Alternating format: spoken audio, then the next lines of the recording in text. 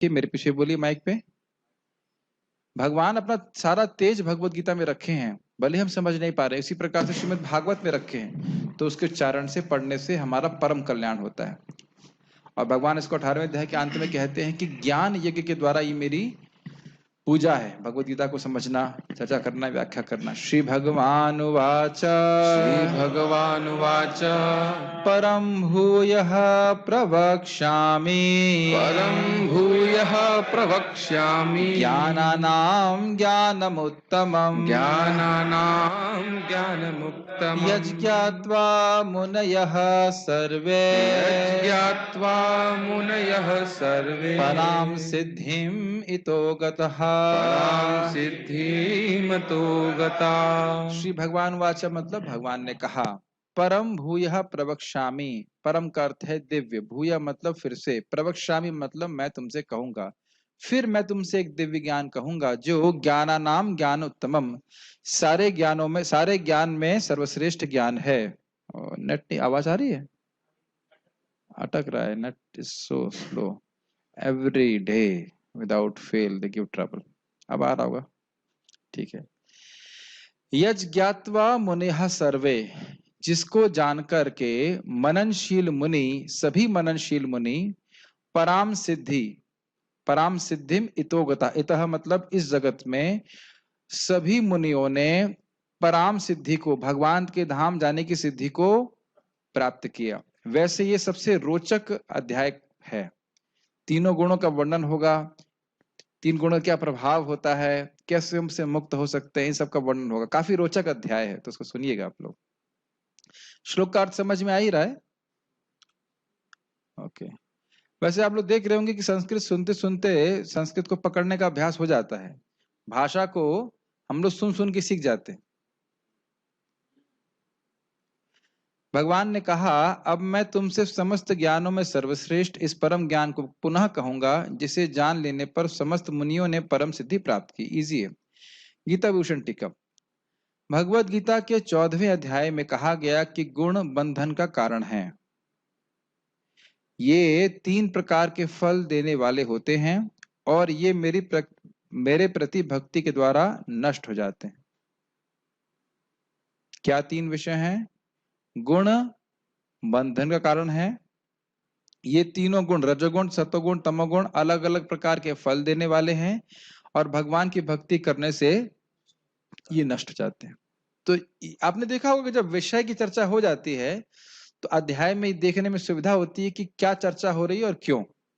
याद आ रहा ना, ज्ञानम ज्ञेयम, और जो 6 विषय थे, ज्ञान, इसके पुरुष, प्रकृति के बारे में चर्चा हुई थी, तो उसे समझ में आता है कि हाँ अब यहाँ पे चर्चा हो रही, यहाँ पे चर्चा हो रही। तो याद रखेंगे, प्रकृति के 3 गुण बंधन का कारण होते हैं, कैसे बांधते हैं, उनके क्या फल हैं और उससे हम कैसे मुक्त हो सकते हैं, ये 3 विषय 14 अध्याय के हैं।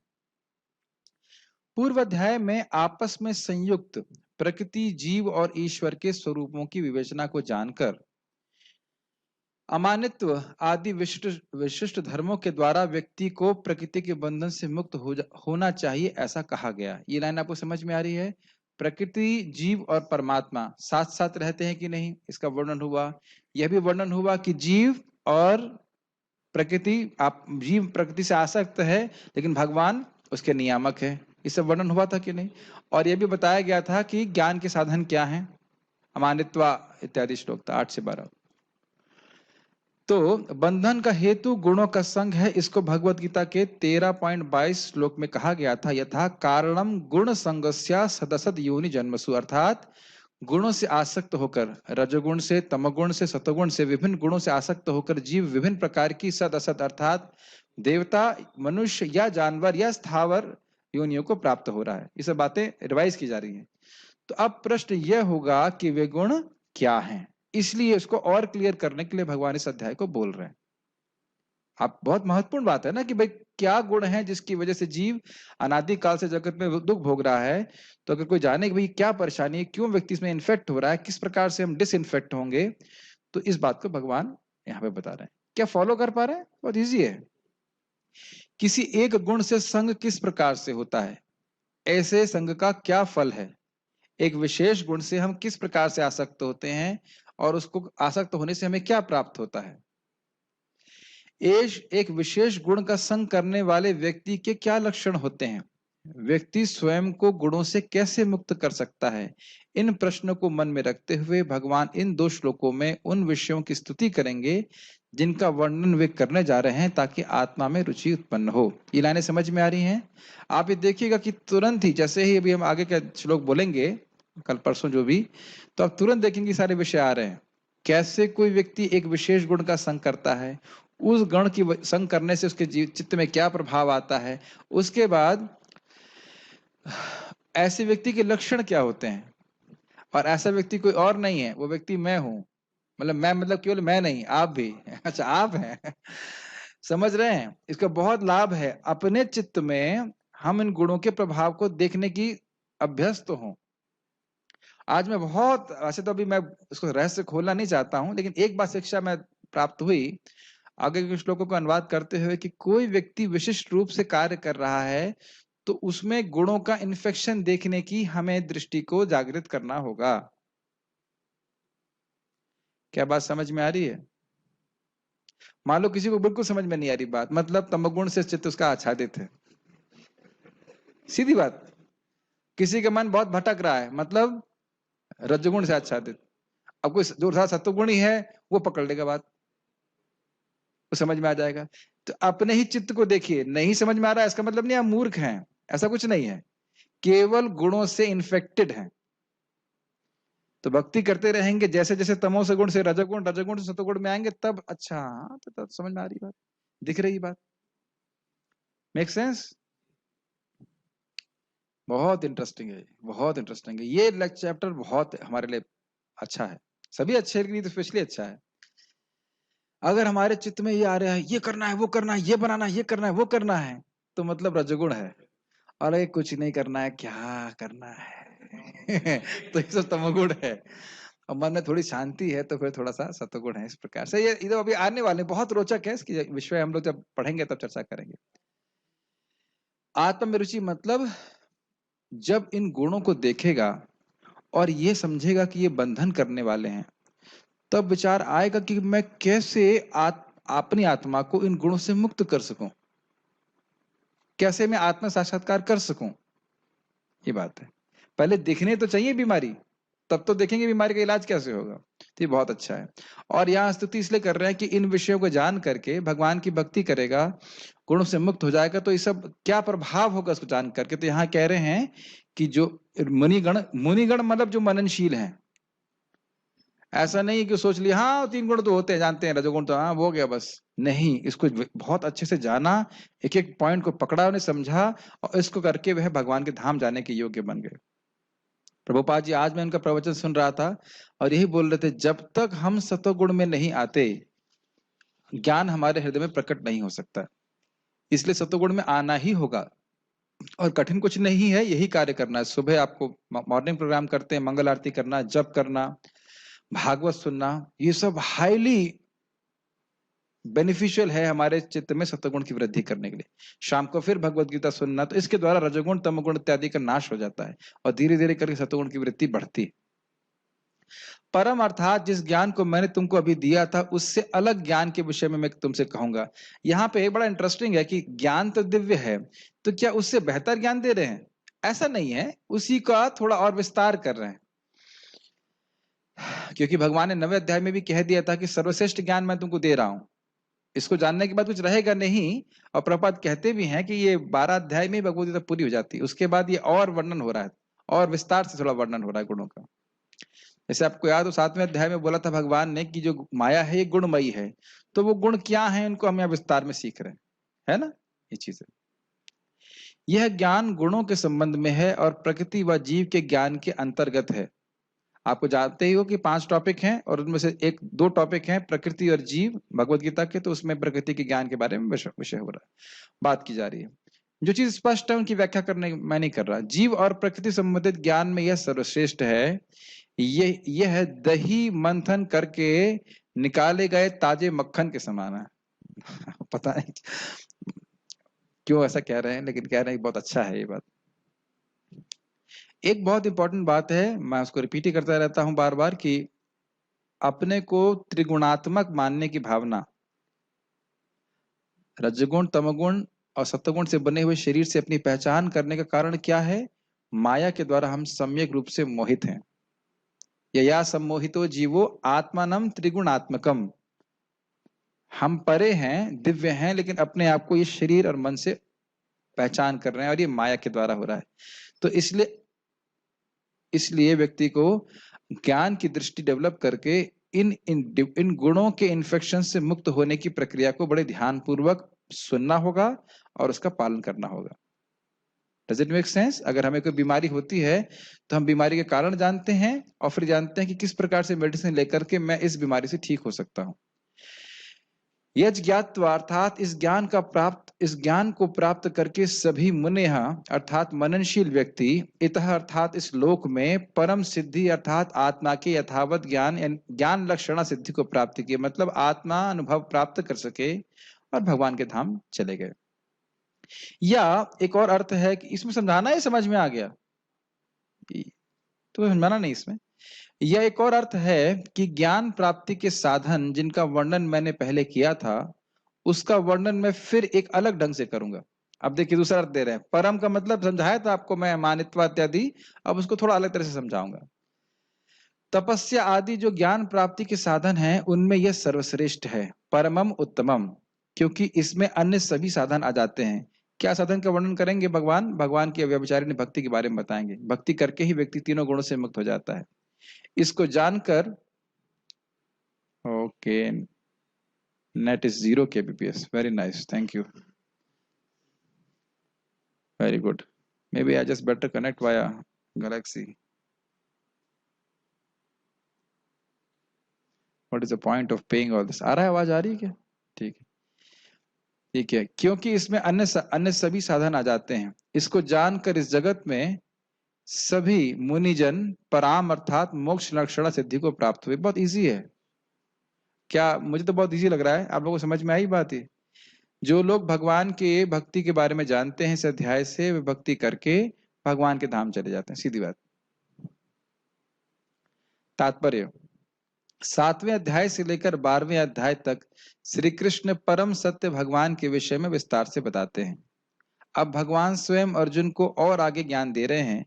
यदि कोई इस अध्याय को दार्शनिक चिंतन द्वारा भली भांति समझ ले तो उसे भक्ति का ज्ञान हो जाएगा। आप कहने पर आप व्याख्या तो कुछ कर नहीं रहे हो, केवल पढ़ रहे हो। यही मेरा उद्देश्य है कि आप लोग कम से कम केवल पढ़ें तो सही, मिनिमम। प्रभुपाद जी का एक क्रिटिसिज्म है कि मेरा एक ही क्रिटिसिज्म है मेरे डिसाइपल्स के प्रति कि वह मेरी पुस्तकें पढ़ते नहीं। आज ही मैं सुन रहा था प्रभुपाद का लेक्चर। तो क्या सोचती हो तुम कि मैंने केवल किताबें इसलिए बनाई है ताकि बेच बेच के पैसा कमाया जाए? अगर हमको पता ही नहीं चलेगा आध्यात्मिक ज्ञान क्या है, हमको यही पता नहीं चलेगा हम बीमार किस चीज से है, तो दवा कैसे खाएंगे जरा बताइए। तो शास्त्र हमारे सामने प्रस्तुत करता है कि हमारी बीमारी क्या है। कुछ कहना चाह रहे थे आप? यस। श्री कृष्ण परम सत्य भगवान के विषय में विस्तार से बताते हैं, मतलब भगवान के बारे में बताते। श्री कृष्ण परम सत्य भगवान के विषय में विस्तार से बताते। तो वह परम सत्य भगवान कौन है? वही भगवान ही है और कोई अलग नहीं है। अपने ही बारे में बता रहे हैं। यस, कोई डाउट है?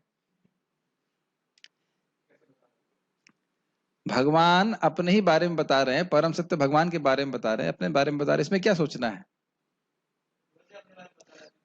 ऐसे तो भगवान बोलते हैं कि उस परमात्मा की शरण में जाओ। तो परमात्मा कौन है? वो खुद ही है, ये तो समझना होगा। हाँ, 13वें अध्याय में जैसे मान लीजिए प्राइम मिनिस्टर आपको स्वयं बताएं, मैं तुमको आज प्राइम मिनिस्टर के बारे में बता रहा हूं कि प्राइम मिनिस्टर के पास कितनी शक्ति होती है। क्या ऐसा नहीं बोल सकते? अब कभी कभी व्यक्ति अपने आप को थर्ड पर्सन में बोलता है, तो उसमें कौन सी बड़ी बात है? ठीक है। 13वें अध्याय में स्पष्ट बताया जा चुका है कि विनय पूर्वक ज्ञान का विकास करते हुए बंधन से छूटा जा सकता है। ये एक पॉइंट बहुत सिंपल लगता है, लेकिन जब तक व्यक्ति अहंकार से युक्त है वे भगवान के धाम नहीं जा सकता है। हमें विचार करके देखना होगा कि ये जगत एक जेल के समान है और मैं यहाँ पे कैदी हूं। मैं अपनी ही गलती की वजह से यहाँ पे हूं। That is the first step we can turn towards Krishna. भगवान कृष्ण इसके लिए जिम्मेदार नहीं है। और मैं अपने को ही नहीं जानता हूं, तो मुझे अहंकार में से युक्त होकर के शास्त्र का विरोध नहीं करना चाहिए। आप लोग भक्त हैं ऐसे नहीं करते हैं, लेकिन बहुत से लोग इस प्रकार से भगवान की बात पे विश्वास नहीं करते हैं, नम्रता नहीं होती। तो भगवान की बात पे विश्वास करना कि मैं ज्ञान में हूं और जो भगवान कह रहे हैं बिल्कुल परफेक्ट है, तब व्यक्ति ज्ञान को स्वीकार कर सकता है। बहुत सीधा कई बार उत्तर दिया, मैं कई बार उदाहरण दिया है कि ग्लास खाली भी हो लेकिन उल्टा हो तो कुछ भी डालते रहिए, कोई उसमें कुछ पानी नहीं जाएगा। और खाली ग्लास है और सीधा है तो उसमें पानी दिया जा सकता है। हाँ जी प्रभु जी, क्या है? हाँ, उसे भक्ति का ज्ञान हो जाएगा। दार्शनिक चिंतन के द्वारा समझे कि गुण क्या है, फिलोसफिकल एनालिसिस के द्वारा ये गुण क्या है, उन गुणों का प्रभाव लोगों में देखे, अपने चित्त में देखे, और देखे किस प्रकार से क्या अविचारिणी भक्ति होती, किस प्रकार से मुक्त हो जाएगा। अभी आप आगे पढ़ने वाले हैं। हाँ, गुणों को देखिए, गुण नहीं, नहीं स्पेकुलेशन नहीं, स्पेकुलेशन देखिए, स्पेकुलेशन तो पता नहीं क्या है, लेकिन चिंतन देखिए, जैसे मान लीजिए मैं बोल दी देता हूं, सतगुण से व्यक्ति के हृदय में ज्ञान की उत्पत्ति होती। तो आप देखिए कि लोग हैं, फिलोसोफर्स हैं जो लोग सतगुण से आसक्त हैं। रजगुण से हम बहुत महान बनना चाहते हैं, भोग की इच्छा आती है, क्या अपने चित्त में रजोगुण का प्रभाव नहीं देख पाते आप? कभी कभी बिल्कुल मन होता है ना कि कुछ भी ना करें। और भजन में भी ये तीनों गुणों का प्रभाव अपने चित्त में देखते हैं, कभी बड़ा मन लगता है। क्या कारण है? सतुगुण, थोड़ी सतुगुण वृत्ति है। कभी मन में ये विचार आते, ये करें, कभी वो करें, कभी भोग का विचार, ऐसा रजोगुण की वजह से। कभी मन करता टहलें, कभी लगता है बैठ के बढ़िया से माला हो गया। ये क्या हो रहा है? हमारा चित्त पे विभिन्न गुणों का प्रभाव हो रहा है। और कभी कभी हम जब करते हैं तो बहुत ही नींद आती है, तो ये सतोगुण का लक्षण है, तमोगुण का लक्षण है। जानबूझ के गलत बोला था कि आप देखो ये दिख रहा है कि नहीं। अब इस इन्फेक्शन को देखने के बाद व्यक्ति सोचेगा कि मैं कैसे इनसे मुक्त हो सकता हूं। तो माम चा युव भिचारिणा भक्ति योगेन सेवते। ये घंटी मत बजाइए बार बार, घंटी किनारे रख दीजिए। घंटी माता जी आप पीछे रख दीजिए, टेबल पे रख दीजिए। हाँ घंटी रख दीजिए। हाँ, तो सो रहे उनके जाने के लिए। ठीक, क्लास के बाद घंटी बजती ना। ठीक है। एक उसे इस पे बात याद आ गई कि एक बार कोई व्यक्ति कृष्ण को भोग लगा रहा था ना, कृष्ण कहीं चोरी करने के लिए जा रहे थे माखन। तो घंटियों को कहा, देखो घंटियां बजना मत, शोर करोगी तो पता चल जाएगा। तो घंटियां नहीं बजी, लेकिन जब वो खाने लगे तब घंटी बजने लगी। तो कहते हैं अरे अरे बोलने तो दो, आप ही प्रवचन कर दीजिए। तो क्या कह रहे भाई, तुमको बोला था कि नहीं बजना। कहते हैं अरे ठीक है, जब आप चुरा रहे थे तब तो नहीं बजना है, लेकिन जब आपका भोग लग रहा है तब तो घंटी बजनी ही चाहिए। पता नहीं कहाँ से सोर्स है, लेकिन है बहुत अच्छा कृष्ण के बारे में। जो भी है, खैर वापस आ जाते हैं। दार्शनिक चिंतन के द्वारा इसका अर्थ ये हुआ कि गुणों के प्रभाव को देखे। ये इतना आसान नहीं है। मैं बार बार अपने जीवन में देख रहा हूं कि लोग जजमेंट पास कर देते हैं, ये व्यक्ति ऐसा है, ये फालतू है, ये व्यक्ति ऐसा, ये फालतू है। अरे तो हम फालतू हैं कि हम देख नहीं पा रहे हैं कि वह गुणों के द्वारा इन्फेक्टेड है। एक बार प्रभुपाद जी प्रेसिडेंट थे गृहस्थ आश्रम में, किसी गौड़िया मठ के प्रेसिडेंट थे प्रभुपाद जी। गृहस्थ आश्रम में को प्रेसिडेंट थे कहीं पे। तो किसी व्यक्ति को ठीक, मतलब भक्त ठीक से बर्ताव नहीं कर रहा होगा, जो कुछ भी, तो व्यक्ति ने कहा इसको निकाल देना चाहिए। तो प्रभुपाद कहा नहीं, हमें निकल जाना चाहिए। क्यों निकल जाना चाहिए भाई? ये बीमार आदमी है, ये अस्पताल है, अगर हम ठीक नहीं कर सकते इसको तो हमें निकल जाना चाहिए।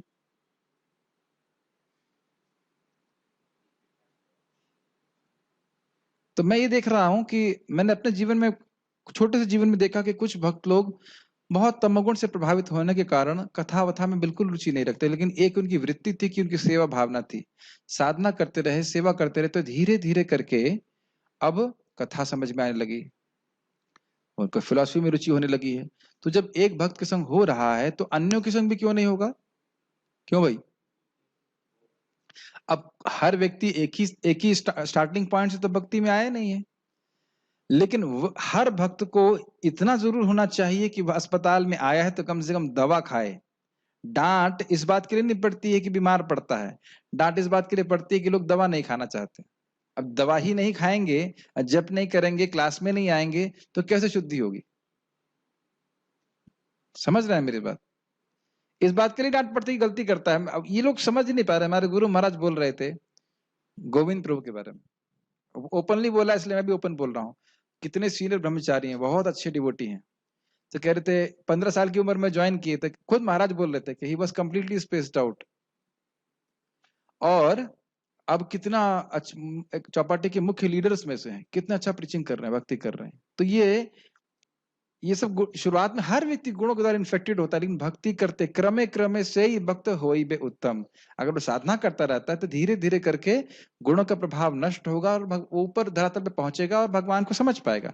हवाई जहाज जमीन से तो उठता है कि ऊपर हवा से उठता है? जमीन से उठता है ना। जमीन से उठेगा, धीरे धीरे धीरे करके एततो गत्वा, ऊपर जाते जाते वह पूरा बदल के पार चला जाएगा। लेकिन इस बीच उसको लगातार अपने इंजन ऑन रखने पड़ेंगे, इंजन बंद नहीं कर सकता। समझ रहे हैं? तो अगर हम नियमित रूप से साधना करते रहेंगे तो धीरे धीरे गुणों का प्रभाव नष्ट होगा, सत्वगुण की वृद्धि होगी और हम समझ पाएंगे कि हमें क्या करना है, क्या नहीं करना है स्वयं। तो ये बात हम कह रहे थे कि दार्शनिक चिंतन के द्वारा व्यक्ति समझे। स्पेकुलेशन का मतलब देखिए, कभी भी स्पेकुलेशन करते यह नहीं लेना चाहिए कि हम अपने मन से स्पेकुलेशन करते रहें जिसमें कोई शास्त्र का आधार ना हो। ये तो कोई बात ही नहीं भगवद गीता में रखी गई है। शास्त्र का आधार लेके ही चिंतन करना चाहिए। शास्त्र में लिखा है, हाँ मुझे गुण नहीं दिख रहे हैं लेकिन गुणों का प्रभाव दिख रहा है, ये बात लेना चाहिए। Speculation is, mental speculation is not allowed, philosophical speculation is allowed. ठीक है ना? 13वें अध्याय में यह स्पष्ट बताया जा चुका है कि विनय पूर्वक ज्ञान का विकास करते हुए भवबंधन से छूटा जा सकता है। यह भी बताया जा चुका है कि प्रकृति के गुणों की संगति के फलस्वरूप ही जीव इस भौतिक जगत में बद्ध है। अब इस अध्याय में भगवान स्वयं बताते हैं कि वे प्रकृति के गुण कौन कौन से हैं, वे किस प्रकार क्रिया करते हैं, किस तरह बांधते हैं और किस प्रकार मोक्ष प्रदान करते हैं। इस अध्याय में जिस ज्ञान का प्रकाश, ये समझाना नहीं ना, समझ में आ रहा है? यस। इस अध्याय में जिस ज्ञान का प्रकाश किया गया है उसे अन्य पूर्ववर्ती अध्याय में दिए गए ज्ञान से श्रेष्ठ बताया गया है। इस ज्ञान को प्राप्त करके अनेक मुनियों ने सिद्धि प्राप्त की और वो वैकुंठ लोक के भागी हुए। तो बड़े ध्यान पूर्वक सब लोग इस ज्ञान को सुनेंगे। अब भगवान उसी ज्ञान को और अच्छे ढंग से बताने जा रहे हैं। यह ज्ञान अभी तक बताए गए समस्त ज्ञान योग में से कहीं अधिक श्रेष्ठ है और इसे जान लेने पर अनेक लोगों को सिद्धि प्राप्त हुई है। अतः यह आशा की जाती है कि जो भी इस अध्याय को समझेगा उसे सिद्धि प्राप्त हो गई। एक चीज मैं बताना भूल गया, क्या सर्वे नहीं, अगले श्लोक में है, वो बहुत इंटरेस्टिंग है, जरा देखिए। कैसे मैंने कुछ मिस्टेक हुआ, इट सीम्स मैंने एक ही श्लोक दिखाया ना यहाँ पे, क्या वो मैं कुछ बोल गया कुछ? हाँ ओके, अब दो हम दिखा रहे हैं, ठीक है, मेरे पीछे बोलिए।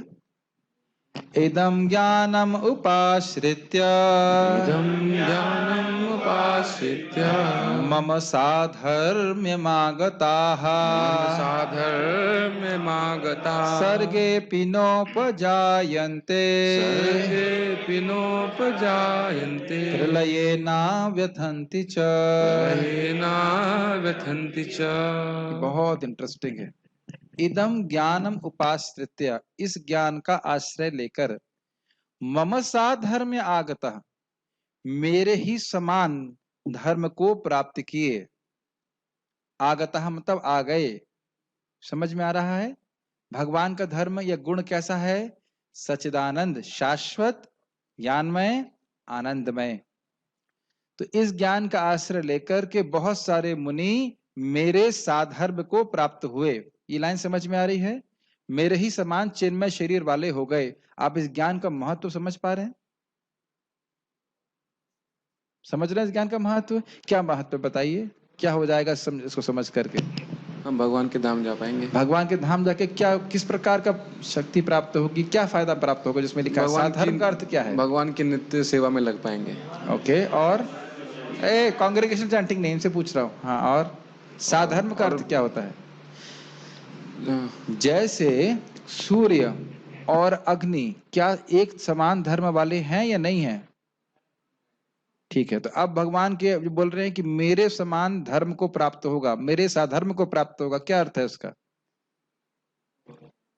छोड़ूंगा नहीं आपको, माइक आपके वही बताना पड़ेगा। अभी बताया था भगवान का धर्म क्या है, माइक बताइए। अरे ऐसे ऐसे हो गए जैसे अगर क्या हमसे आपसे पूछ रहा, चलिए बताइए ये E=mc स्क्वायर किसने बताया है? तो भौतिक ज्ञान समझ रहा, भौतिक कोई हाई फाई चीज से ना पूछ रहा हूं, अभी बता रहा हूं कि इतना मन रखना पड़ेगा आपको। अभी बताया गया कि भगवान का धर्म क्या है, सच्चिदानंद। सुने नहीं आप? तब इनको डांटा जाए कि डांटा नहीं जाए? नहीं डांटना चाहिए, गुणों का प्रभाव है। अभी बोल रहा हूँ, ऐसा तो कुछ नहीं कि मैंने कोई अभी कल बोला हो जो पूछ रहा हूं, अभी बोल रहा हूँ। ईश्वर ये दिखा, आपको एक्टिव रहना पड़ेगा। नींद आ रही है क्या? फिर ईश्वर का धर्म क्या है? मेरी भाषा नहीं समझ में आ रही क्या? ईश्वर का धर्म क्या है? क्या बोल रहे हैं यहाँ पे? इतना क्या मुश्किल है? धर्म का मतलब नहीं समझ पा रहे? डाउट सच्चिदानंद तो क्या मार रहे हैं? भगवान सत्य हैं और चिदानंद। अरे अभी क्या बोला गया? सिंपल बोल रहा हूं, ईश्वर भगवान कृष्ण का धर्म है, गुण है, वह सच्चिदानंद है। हाँ, ये तो आपने कुछ नया बताया है, तो पहली बार बताया क्या ऐसा? और भगवान का साधर्म प्राप्त करेंगे, इसका अर्थ क्या है? हमको भी सच्चिदानंद विग्रह शरीर प्राप्त हो जाएगा, हमेशा हमेशा के लिए हम उनके पास रहेंगे। सर्गेपि न उपजायन्ते, सर्ग का मतलब सृष्टि में, जब सृष्टि होगी तो अब वह दोबारा शरीर धारण नहीं करेंगे। उपजना समझते हैं? हाँ ठीक है, तो अब दोबारा नहीं उगेंगे वो। उनको दोबारा उगने की जरूरत नहीं पड़ेगी, दोबारा उनको शरीर धारण नहीं करना पड़ेगा। प्रलय ना व्यथन्ति च, और वह दोबारा मरने वाले नहीं है। जब जन्म ही नहीं लेंगे तो मरेंगे भी नहीं। अब टीका में बहुत सुंदर बात ये कही गई, देखिए व्यथन्ति शब्द जो है ये बहुवचन में, मतलब मुक्ति के बाद भी उनका अस्तित्व रहेगा और बहुत सारे आत्माओं के रूप में वो रहेंगे। ऐसा नहीं कि वो सब मिल जाएंगे एक में और एक आत्मा बन जाएंगे, ठीक है? ऐसा नहीं होगा। इस ज्ञान में स्थिर होकर मनुष्य मेरी जैसी दिव्य प्रकृति यानी स्वभाव को प्राप्त कर सकता है। इस प्रकार स्थित हो जाने पर वह न तो सृष्टि के समय उत्पन्न होता है और ना प्रलय के समय विचलित होता है। मैं इसी विश्वास के संग भगवत गीता को पढ़ रहा हूं, एक एक लाइन पढ़ रहा हूं, क्योंकि मुझे एक संदेह है कि लोग पता नहीं क्या पढ़ रहे हैं। भगवत गीता तो पढ़ रहे हैं, लेकिन क्या पढ़ रहे हैं ये बड़ा संदेह होता है। समझ रहे हैं? क्या समझ रहे हैं और उसके बाद वो क्या समझा रहे होंगे, ये और भी खतरनाक है। मुझे वो उनका कमेंट बड़ा अच्छा लगता है, जब हम सही बोलते हैं तो लोग गलत समझते हैं, और फिर गलत समझेंगे तो फिर क्या बोलेंगे। मुझे एक भक्त ने कमेंट किया, प्रभु जी जब हम ये प्रवचन सुन रहे हैं, वो मुझे कमेंट किए और टीका इत्यादि सुन रहे हैं, तब समझ में आया कि जो पढ़ाया था सब उल्टा पुल्टा पढ़ा दिया गीता में। क्योंकि कोई एग्जाम तो ले नहीं रहा है, कोई वेरिफिकेशन सिस्टम तो है नहीं कि ठीक ठीक समझ रहे हैं कि नहीं।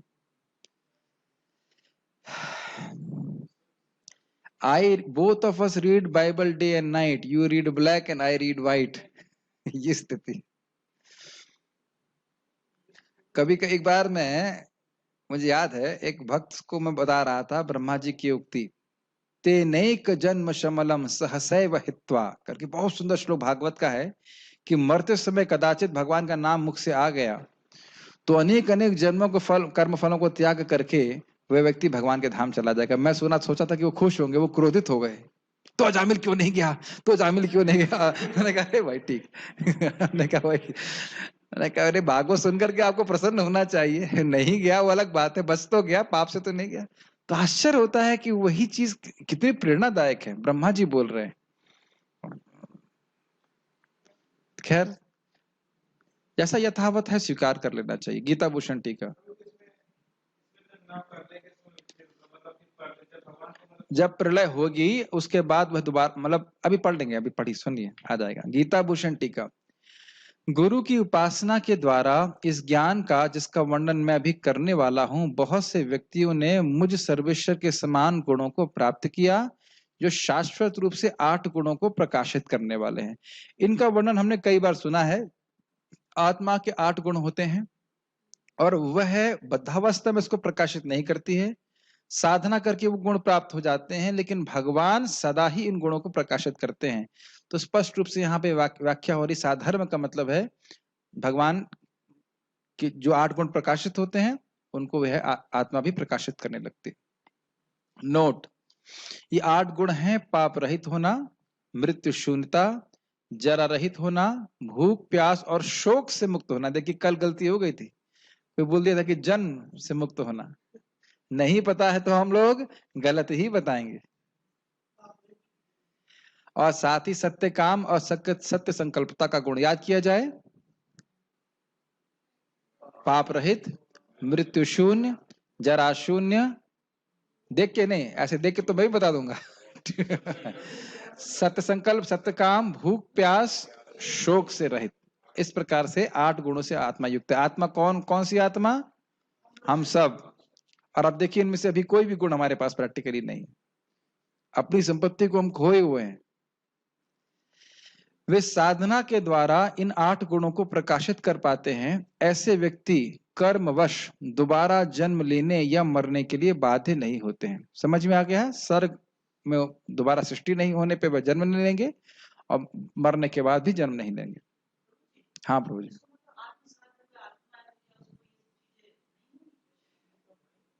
आत्मा को, आपका प्रश्न जरा दीजिए, इनको माइक दीजिए, इनको प्रश्न समझाएंगे। बड़ा प्रश्न इंटरेस्टिंग पूछ रहे हैं प्रभु जी। और ऐसा ही प्रश्न रघुगुण महाराज ने पूछा था, इसलिए आप जैसे आपने अभी यही प्रश्न रघुगुण महाराज ने पूछा था और जड़ भरात ने जो उत्तर दिया उसको हम देंगे, लेकिन आप पहले प्रश्न कीजिए। नहीं, जैसे आपने कहा कि अभी इनमें से कुछ भी हम में नहीं प्रदर्शित हो रहा है, तो जैसे जो शुद्ध भक्त हैं पूरी तरह से आत्मसात है, तो क्या उनको जरा और जैसे यहाँ पे मृत्यु शून्यता, चलो मृत्यु तो समझ सकते हैं, लेकिन जरा और इत्यादि भूख प्यास भी नहीं लगती, लेकिन जरा की तो बात अब कैसे समझ में नहीं आया। आपकी मोटरसाइकिल पुरानी हुई है कभी या नहीं? उत्तर तो समझ रहे हैं ना, एक बात समझ में आ रही है। चलिए मोटरसाइकिल छोड़ दीजिए। क्या आपका कुर्ता पुराना हुआ है? आप पुराने हुए हैं कि कुर्ता पुराना हुआ है? ये हम इसलिए बोल रहे हैं क्योंकि अपने प्रश्न पता है, बहुत अच्छा प्रश्न किया। रघुगुण महाराज वैसे कहते हैं कि जैसे खीर है तो खीर में दूध है और चावल है, तो आप दूध उबालेंगे तो चावल भी उबलता है। तो अगर शरीर को कष्ट होगा तो आत्मा को भी कष्ट होना चाहिए। लेकिन ये उदाहरण आप नहीं दे सकते क्योंकि शरीर में दूध और चावल एक ही गुण वाले हैं, भौतिक हैं, समझ रहे हैं। लेकिन आत्मा और शरीर एक गुण वाली नहीं है। उदाहरण दिया जाता है कि जैसे नारियल, अभी आप लोग बड़े धैर्य पूर्वक 5वें स्कंद को, प्रथम 5वें अध्याय को पढ़ेंगे तो बड़ा स्पष्ट है। केवल हम अज्ञान में मान रहे हैं कि मैं शरीर है। शरीर के परिवर्तनों से हमें कुछ भी फर्क नहीं पड़ता, अपितु आत्मा कभी भी पुरानी नहीं होती, वृद्ध नहीं होती। और आत्मा की तो बात छोड़ दीजिए, सूक्ष्म शरीर कभी वृद्ध नहीं होता। इसीलिए जो लोग भोग करते रहते हैं वह क्या हो जाते हैं? सठिया जाते हैं। 60 साल में इंद्रियां काम नहीं करती हैं, लेकिन भोग वासना कभी, क्या है, अजरम पाशम है ना, अजरम पाशम क्या है श्लोक? प्रसंगम अजरम पाशम आत्मनः कवयो विदु स एव साधु सुकृतो मोक्षदारम अपावृतम। ये जो आसक्ति है ये अजर पाश है, इसको, ये पाश कभी बुढ़ा नहीं होता है, लेकिन भगवान की भक्ति करते हैं तब ये नष्ट होता है। तो इसलिए बाह्य दृष्टि से लगता है कि वो बीमार हैं, कुछ हैं, but if they are self realised, वो आत्म साक्षात्कारी हैं, तो वो अपनी इस शरीर के परिवर्तन से कोई पहचान नहीं करते। और उसको आप लोग 2:3:17 में पढ़ेंगे। लास्ट लाइन प्रभुपाद कहते हैं कि भक्त के जीवन में अगर वृद्धावस्था आती है, आदि कुछ भी आती है, तो यह तो उसके भगवान के धाम जाने का संकेत मात्र है। आप लास्ट लाइन पढ़िएगा, बहुत सुंदर है। मैंने कुछ समझाया ही था। ये दरवाजा बंद है, आप यहाँ बैठे हो, अब यहाँ से दरवाजा खुल गया आपका, अब आप यहाँ से जा रहे हो जैसे जैसे पास में, तो उस दरवाजे से का मतलब है आप मुक्ति के पास जा रहे हैं। तो ये चाहे वो वृद्धावस्था है, चाहे बीमारी है, कुछ भी है, ये भक्त के भगवान के धाम जाने के लक्षण मात्र है, बस ये बात है। बहुत अच्छा ये चीज है। तो आत्मा का से कोई प्रभाव नहीं पड़ता। ठीक है, यस प्रभु। माइक दीजिएगा प्रभु जी को।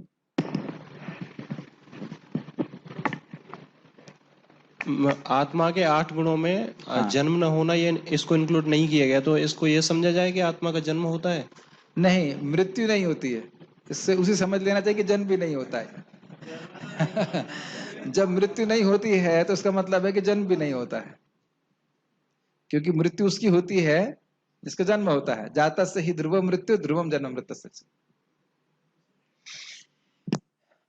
ठीक है, ये प्रश्न अच्छा है कि कोई वस्तु अगर अनंत है तो उसका जरूरी नहीं कि वो अनादि हो, और कोई वस्तु अगर अनादि है तो उसका जरूरी नहीं कि वो अनंत हो, क्योंकि कर्म अनादि है लेकिन वह इसका अंत हो जाता है।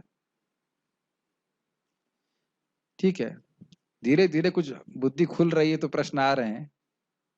Good boys. इसका अर्थ यह है कि वे मुक्त हो जाते हैं। भगवान कह रहे हैं कि बहुत से लोगों ने इस मुक्ति को प्राप्त किया है। ये एक अच्छा तरीका है, ये क्या कहते हैं, इस नॉर्मल मार्केटिंग स्ट्रेटेजी। अरे आपके पड़ोसी भी हमारे पेस्ट को खरीदे हैं, आप भी खरीदिए। भगवान इस बात को बहुत बार कहते हैं। एक बार एक डॉक्टर ने प्रश्न किया कि भाई भगवान कह रहे हैं मनुष्य नाम सहस्त्रेषु कश्चित् सिद्ध है, हजारों हजारों में से कोई व्यक्ति सिद्धि को के बारे में प्रयास करता है, उनमें से कोई एक व्यक्ति सिद्धि प्राप्त करता है, तो ये कैसे डॉक्टर हुए? अगर मैं कहूं कि मैं डॉक्टर हूं और मेरे पास हजारों लोग आते हैं, उनमें से एक ठीक होता है, तो ये कौन से डॉक्टर हुए? उन्होंने कहा देखो, डॉक्टर हमेशा डॉक्टर की तरह सोचेगा। तो मैंने कहा नहीं, लेकिन भगवान एक जगह भी कहते हैं कि क्या है वो, राग देश जैसे यहाँ कह रहे हैं बहुत सारे भक्त मेरे पास आए हैं, बोल रहे हैं ना व्यथंती, बहुत सारे लोग आए, और ये क्या कहते हैं, राग और भय से मुक्त होकर के गुड, अरे आप बहुत तेज हो गए। वीत राग भय क्रोध मनमया माम उपाश्रिता बहवो ज्ञान तपसा पूता मद भाव मांगा। तो बहुत सारे लोग मेरे पास आए हैं इस भगवत गीता के ज्ञान की तपस्या से शुद्ध होकर के। तो ऐसा नहीं कि बहुत, तो प्रॉब्लम यह है कि लोग सही में परंपरा के ज्ञान को प्राप्त नहीं कर पाते हैं, इसलिए लटक जाते हैं। अगर समझ रहे, लटकने का मतलब प्रयास कर रहे हैं लेकिन झूल जाते हैं बीच में। लेकिन अगर प्रामाणिक रूप से परंपरा का ज्ञान प्राप्त करें तो सही से ज्ञान प्राप्त करेंगे तो भगवान के धाम की प्राप्ति हो जाएगी। इसलिए यह श्लोक इस सत्य की पुष्टि करता है कि मुक्ति के बाद बहुत सारे जीव होते हैं। कैसे? नोट, यहाँ क्रियापद बहुवचन में है। क्या है? व्यथंती। व्यथंती मतलब बहुवचन में, जो यह इंगित करता है कि बहुत से लोग जन्म मृत्यु के चक्र से मुक्ति प्राप्त किए और मुक्ति के बाद वे एक आत्मा नहीं बन जाते हैं। याद आ रहा है आपको? ये सब बातें चर्चा की गई थी, है ना? ऐसा नहीं सोचना चाहिए कि एक आत्मा कट करके यहाँ बहुत सारी आत्मा बन रही है, और ना यह सोचना चाहिए कि बहुत सारी आत्माएं मिल करके एक आत्मा बन जाएंगे। ये बहुत बड़ी गलत धारणा भारत में स्पेशली रहती है। इसको श्रुति वचन से भी समझना होगा, जो कहता है कि तद विष्णु परमम पदम सदा पश्यन्ति सूर्य भक्तगण। पश्यन्ति शब्द यहाँ पे बहुवचन में है कि नहीं? इतनी संस्कृत सबने पढ़ी होगी। तो कह रहे हैं कि उन भगवान विष्णु के परम पद को भक्त लोग, सूर्य मतलब भक्त लोग सदा ही देखते हैं। देख, सदा का मतलब शाश्वत रूप से देखते हैं, ऋग्वेद का वचन है। मतलब मुक्ति के बाद भी भक्तों का, भक्त नहीं भक्तों के अस्तित्व रहते हैं। सब भक्त लोग रहते हैं और वो भक्त के रूप में रहते हैं, भगवान नहीं बन जाते। यहाँ ये नहीं लिखा है कि अपने को अपने से ही देखते हैं। समझ रहे हैं? भक्त लोग भगवान विष्णु को पद को देखते हैं। भक्तगण हमेशा भगवान विष्णु के परम रूप को देखते हैं। तात्पर्य प्रभुपाद जी का, ये ऋग्वेद का बात थी। तात्पर्य, पूर्ण दिव्य ज्ञान प्राप्त कर लेने के बाद मनुष्य भगवान से गुणात्मक समता प्राप्त कर लेता है और वह भगवान बन जाता है। नहीं, भगवान नहीं बनता तो फायदा क्या? भगवान नहीं बनता है ना। तो गुणात्मक समता का मतलब क्या होता है? जैसे सूर्य और सूर्य की किरण, ठीक है, अग्नि और अग्नि की चिंगारी। तो अभी हम अपने गुणों से च्युत हैं, वह गुण हम वापस प्राप्त कर लेते हैं, जिनकी व्याख्या हम लोगों ने सुनी थी, और सच्चिदानंद शरीर प्राप्त कर लेते हैं। स्पष्ट है। लेकिन जीवात्मा के रूप में उसका वह स्वरूप समाप्त नहीं होता है, वह अपने अस्तित्व में बना रहता है। वैदिक ग्रंथों से ज्ञात होता है कि जो मुक्तात्माएं वैकुंठ जगत में पहुंच जाती हैं, वे निरंतर परमेश्वर के चरण कमलों के दर्शन करती हुई उनकी दिव्य प्रेम भक्ति में लगी रहती हैं। प्रभुपाद जी कौन से श्लोक को कोट कर रहे हैं जो टीका में पढ़ा था, लास्ट में पढ़ा था ना, भगवान विष्णु के परम पद को भक्त लोग सदा ही देखते हैं ऋग्वेद के। अतएव मुक्ति के बाद भी भक्तों का अपना निजी स्वरूप नहीं समाप्त होता। आप इसको कई बार सुन चुके होंगे, कभी सोचा नहीं कि प्रभुपाद बार बार क्यों बोल रहे हैं।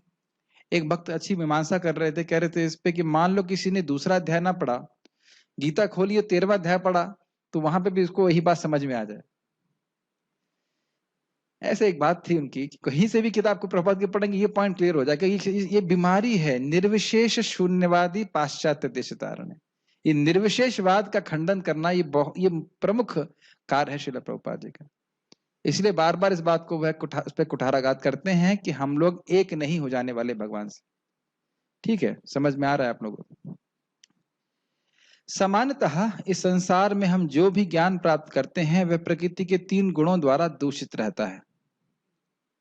जो ज्ञान इन गुणों से दूषित नहीं होता वह दिव्य ज्ञान कहलाता है, और ये भगवत गीता भागवत का ज्ञान है। जब कोई व्यक्ति इस दिव्य ज्ञान को प्राप्त होता है तो वह परम पुरुष के समकक्ष पद पर पहुंच जाता है, उन्हीं के समान। एक बहुत अच्छी बात है, एक भक्त बता रहे थे कि अगर दाएं तरफ अग्नि है और बाएं तरफ अग्नि है और ऊपर अग्नि है और नीचे अग्नि है, तो आप अग्नि में को कैसे प्रवेश करेंगे, अग्नि को पार कैसे करेंगे? तो कहते अग्नि बनकर। कहने का अर्थ है कि कृष्ण की सेवा करना चाहते हैं वाकई, तो हमको कृष्ण के समान गुणों को अर्जित करना पड़ेगा, दिव्य अवस्था में पहुंचना पड़ेगा, तब हम सच्ची भक्ति शुरू कर सकते हैं। जिन लोगों को चिन्मय आकाश का ज्ञान नहीं है वे मानते हैं कि भौतिक स्वरूप के कार्यकलापों से मुक्त होने पर यह आध्यात्मिक पहचान बिना किसी विविधता के निराकार हो जाती है। क्या इस समय आपको यहाँ पे विविधताएं दिखती हैं? विविधता मतलब समझते हैं वैरायटी, ठीक है। तो उनकी धारणा है भौतिक जगत मतलब विविधता, आध्यात्मिक जगत इसके बिल्कुल उलट होगा, मतलब विविधता नहीं होगी। ये उनका भौतिक लॉजिक है, लेकिन वह ये नहीं समझ पा रहे हैं कि अर्थ क्या है इसका। वहां पे जो विविधता है वह शाश्वत है, वह ज्ञानमय है और आनंदमय है, और यहाँ की विविधता कैसी है? जड़ है, या कह सकते हैं निरानंद है, अज्ञानमय है और अशाश्वत है। लेकिन हम यह नहीं कह सकते कि वहां पे विविधता नहीं होगी, और ये बहुत गंभीर है। जब व्यक्ति सोचता है अरे वहां तो कुछ है ही नहीं, तो यहाँ पे भोग करने की प्रवृत्ति बढ़ जाती है। प्रथम स्कंद प्रथम अध्याय प्रभुपाद जी का तात्पर्य देखिए, ये मायावादी दर्शन से भोग की प्रवृत्ति बढ़ जाती। क्या ये बात समझ में आ रही है? यस। कैसे? प्रभुपाद जी इसको समझाते हैं कि देखिए ये लोग कहते हैं कि माया जगत झूठा है, और ये तथाकथित ब्रह्म का ध्यान करने में रखते हैं जो कि निराकार है, और वहां सुख मिलता नहीं है। इंग्लिश में प्रभुपाद जी कई बार कोट करते हैं variety is the mother of enjoyment, और वहां विभिन्न प्रकार के नाम गुण लीला भगवान का तो कुछ मिल नहीं रहा, रस नहीं मिल रहा, तो फिर वापस इस जगत में गिर जाते हैं। ये तो उनके पतन की बात हुई। और दूसरा, जो व्यक्ति सोचता है कि मोक्ष ना, आज सुबह पढ़ा नहीं था, जो भगवान का अवज्ञा करता है, अनादर करता है, उसे मोक्ष भी प्राप्त नहीं होता। और जब व्यक्ति सोचता है जब वहां पे कुछ है ही नहीं, कुछ भी प्राप्त नहीं हो रहा है, तो यहाँ तो मैं सुखी हूँ, यहाँ पत्नी है, बच्चे हैं, भोग हैं, या तो मैं बड़ा सुखी हूँ, इतनी विविधताएं प्राप्त होगी। और भगवान से अगर केंद्र में नहीं है, भगवान का कोई अस्तित्व की बात नहीं आ रही, तो स्वाभाविक रूप से हम इंद्रिय तृप्ति के बारे में ही सोचेंगे। तो स्पष्ट है कि नहीं? इसीलिए बोला जा रहा है। लेकिन जिस प्रकार इस संसार में विविधता है उसी प्रकार आध्यात्मिक जगत में भी है, लेकिन उसी प्रकार का अर्थ क्या है? बिल्कुल अलग स्वभाव की दिव्य विविधता है। जो लोग इससे परिचित नहीं हैं वे सोचते हैं कि आध्यात्मिक जगत इस भौतिक जगत की विविधता से उल्टा है। इसकी व्याख्या मैंने अभी कर दी थी। लेकिन वास्तव में होता यह है कि आध्यात्मिक जगत या चिन्मय आकाश में मनुष्य को आध्यात्मिक रूप प्राप्त हो जाता है। वहां के सारे कार्यकलाप आध्यात्मिक होते हैं, और यह आध्यात्मिक स्थिति भक्तिमय जीवन कहलाती है। क्या समझ में आ रहा है? आपको शरीर दिया जाएगा। अब शरीर शब्द मैं एक सामान्य तरह से यूज कर रहा हूँ, बस शरीर नहीं स्वरूप दिया जाता है जिसमें जीव हमेशा हमेशा के लिए भगवान कृष्ण की सेवा करता है। ठीक है, और वो चाहे जिस रूप में, अगर जैसे मान लो पेड़ बनना चाहे तो पेड़ बन सकता है, वही पेड़ अगर इंसान बन के इंसान के रूप में सेवा करना चाहे तो इंसान बन जाता है। जैसे आप जानते हो भगवान विष्णु के चक्र भी एक व्यक्ति है, तो जब चक्र के रूप में सेवा करनी है तो चक्र बन जाएंगे, और जब भगवान को पंखा जलना है तो व्यक्ति बन जाएंगे। आपको विश्वास हो रहा है साहिल प्रभु? Good boy. ये बहुत इंपॉर्टेंट है, भक्त लोग इस बात को समझ नहीं पाते हैं, लेकिन शास्त्र में है, भगवान ने बताया है, भागवत में है, तो उसको हम स्वीकार कर लेते। समझ रहे हैं, ये बात है। और बाकी लोग कहेंगे माइथोलॉजी है, ये तो माइथोलॉजी है। प्रभुपाद जी जो व्यक्ति से डांट रहे थे, एवरीथिंग इज मिथ। अगर सभी कुछ मिथ को क्या कहेंगे, झूठा है, तो तुम सच कैसे हो? बोलता एवरीथिंग इज मिथ। अरे सब कुछ मिथ है तो तुम भी मिथ हो, तुम्हारी बात क्यों स्वीकार की जाए? यह वातावरण अदूषित होता है और वहां पर व्यक्ति गुणों की दृष्टि से परमेश्वर के समकक्ष होता है। अदूषित होता है मतलब वहां कोई राग द्वेष नहीं है, गुणों का कोई प्रभाव नहीं है। इस प्रकार से ऐसा ज्ञान प्राप्त करने के लिए मनुष्य को समस्त आध्यात्मिक गुण उत्पन्न करने होते हैं, जो भक्ति से होते हैं। जो इस प्रकार से आध्यात्मिक गुण उत्पन्न कर लेता है वह भौतिक जगत के सृजन या उसके विनाश से प्रभावित नहीं होता, वह भगवान के धाम चला जाता है। बहुत आसान था, मुझे लगता नहीं कुछ व्याख्या की जरूरत थी। आगे के श्लोक में थोड़ी थोड़ी व्याख्या करनी पड़ेगी। कोई प्रश्न अगर किसी का है कदाचित तो मैं ले सकता हूँ। एक मिनट नेट FM पे सॉरी, कोई भक्त कह रहे हैं कि which days of the week this meeting is held? Every day. किन किन दिनों में ये भगवत गीता का प्रवचन होता है? तो रोज होता है। ठीक है, ओके, तो हम लोग यहाँ पे फिर रुकते हैं। बहुत बहुत धन्यवाद। श्रीमद् भगवत गीता की जय, श्री प्रभुपाद की जय।